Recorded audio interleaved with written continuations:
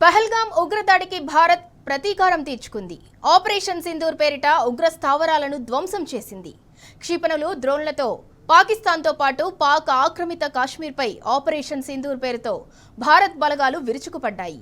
మన సరిహద్దులకు ఆవల 100 కిలోమీటర్ల దూరం వరకు వెళ్లి 9 ఉగ్ర స్థావరాలను ధ్వంసం చేశాయి. పెద్ద సంఖ్యలో ఉగ్రవాదులను హతమార్చి పహల్గాం దాడికి భారత్ ప్రతీకారం తీర్చుకుంది. ఇంత భారీ స్థాయిలో దాడులు చేసినా తన బాధ్యతను భారత్ మరిచిపోలేదు.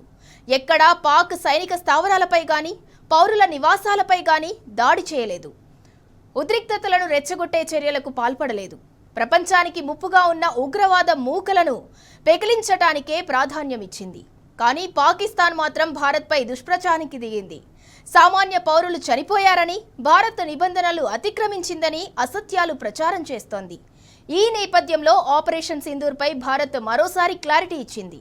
కేవలం ఉగ్ర స్థావరాలపై మాత్రమే దాడి చేసినట్టు స్పష్టం చేసింది. సామాన్య పౌరులను చంపిన వార్తల్లో నిజం లేదని తేల్చి చెప్పింది.